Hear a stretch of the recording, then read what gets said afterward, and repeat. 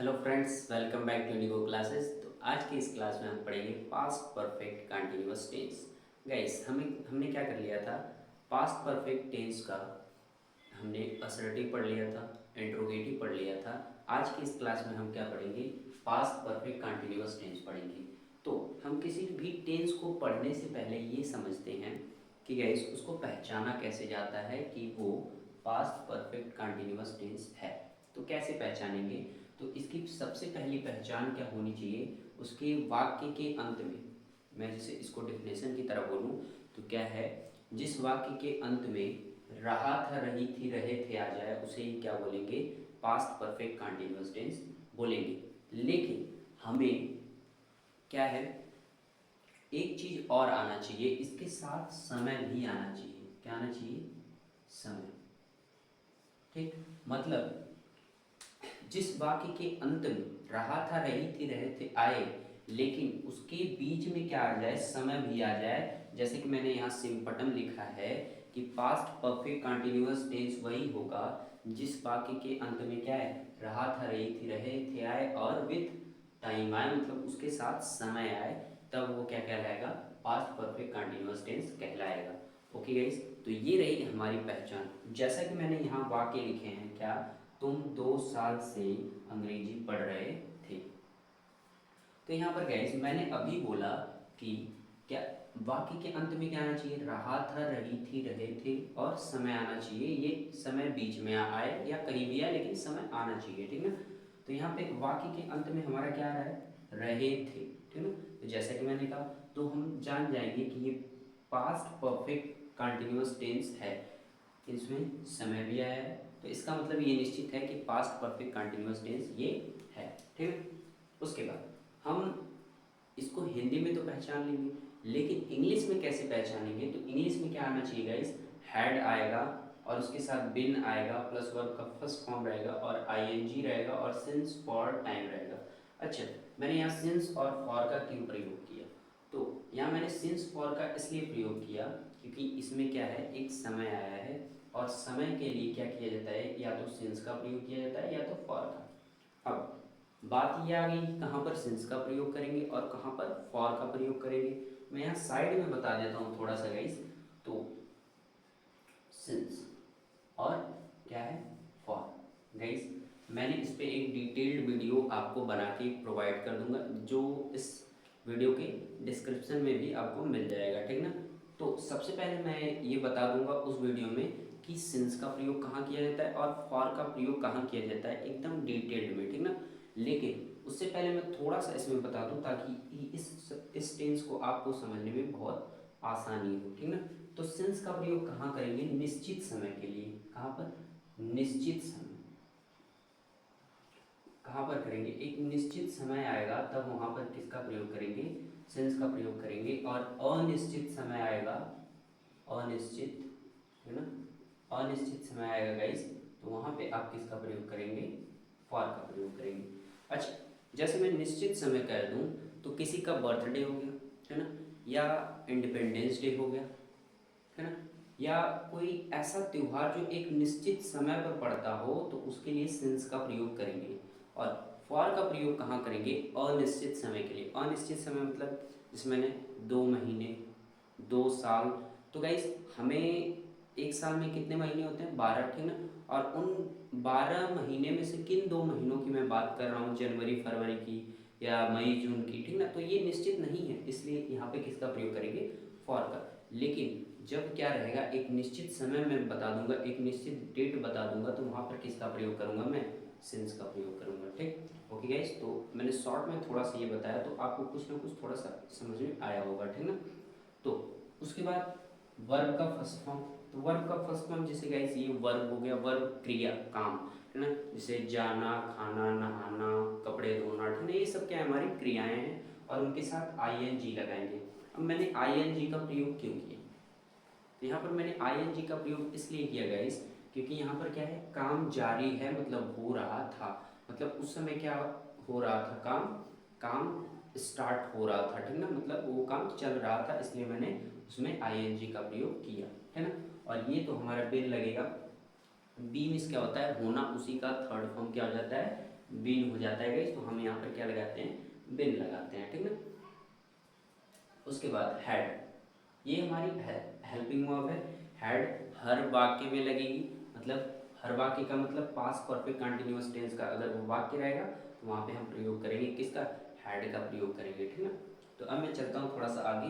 तो हमारा आगे इसके बाद सेंटेंस। तो गैस सेंटेंस हमारे होते हैं 5 प्रकार के।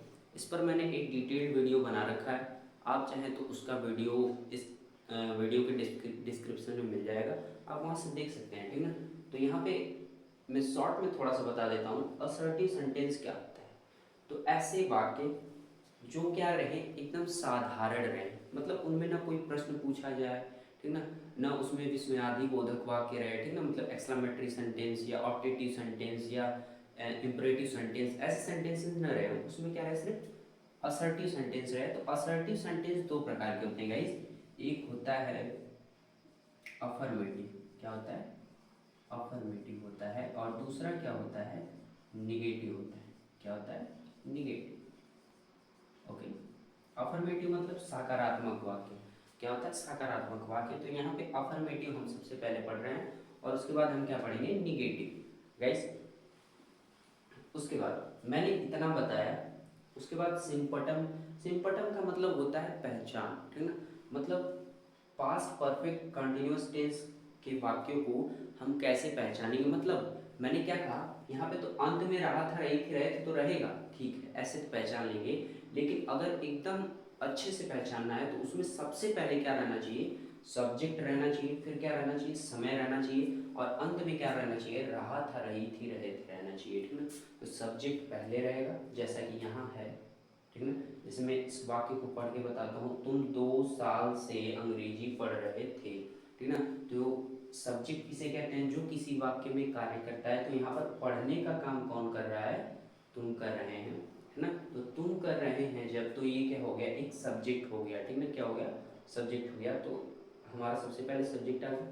उसके बाद मैंने क्या कहा, समय आना चाहिए बीच में, तो यहाँ आ गया 2 साल, जो कि हमारा समय है, ठीक है ना। उसके बाद अंत में रहा था, रही थी, रहे थे में से कोई एक आना चाहिए, यहाँ पर हमारा आ गया रहे थे। ओके गाइस, तो आई होप कि आपको ऐसे वाक्य को पहचानने में आसानी होगी, है ना।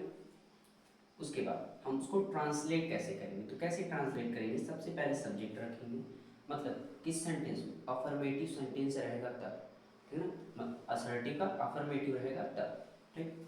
तो सबसे पहले हम रखेंगे सब्जेक्ट, उसके बाद रखेंगे हैड, उसके बाद रखेंगे बिन, ठीक है, क्या रखेंगे, बिन। उसके बाद वर्ब का फर्स्ट फॉर्म रखेंगे, फिर क्या रखेंगे, आईएनजी रखेंगे, फिर ऑब्जेक्ट रखेंगे, फिर अदर रखेंगे, फिर सिंस फॉर टाइम, ठीक है, अंत में फुल स्टॉप रखेंगे। जैसे मैंने यहाँ वाक्य कुछ लिखे, इसको मैं ट्रांसलेट करके दिखाता हूँ ताकि और अच्छे से आप रिलेट कर पाए इसको, ठीक है। तो यहाँ पर क्या है, तुम 2 साल से अंग्रेजी पढ़ रहे थे। तो सबसे पहले मैं सब्जेक्ट रखूंगा, सब्जेक्ट क्या है, यू, तुमका क्या होता है, यू, तो ये हो जाएगा यू। फिर उसके बाद हैड,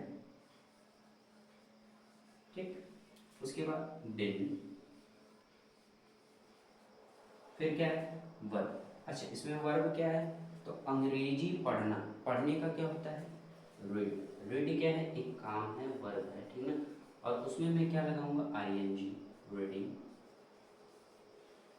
फिर उसके बाद ऑब्जेक्ट, क्या इसमें ऑब्जेक्ट दिया है, लेकिन मैंने तो ऑब्जेक्ट बताया ही नहीं अभी तक, ठीक है। तो ऑब्जेक्ट किसे कहते हैं, सब्जेक्ट द्वारा किए गए कार्य का जिस पर प्रभाव पड़ता है उसे क्या कहते हैं, ऑब्जेक्ट। तो सब्जेक्ट यहाँ पर कौन सा काम कर रहा है, पढ़ने का, कौन सा, पढ़ने का।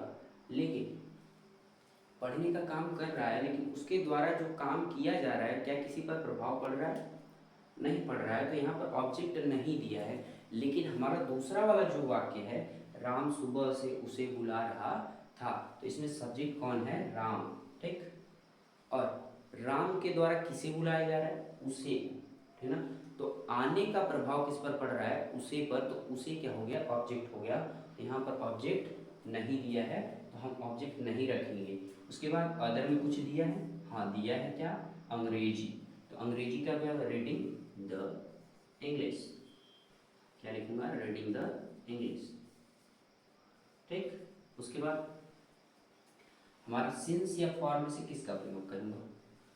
अब मैंने कहा था कि अनिश्चित समय रहेगा तो किसका प्रयोग करेंगे, फॉर का प्रयोग करेंगे, और निश्चित समय रहेगा तो सिंस का प्रयोग करेंगे। तो यहाँ पर 2 साल गाइस अनिश्चित समय है, क्योंकि हमें किन 2 सालों की बात हो रही है ये हमें पता नहीं है, ठीक ना। तो यहाँ पर मैं क्या रखूंगा, फॉर,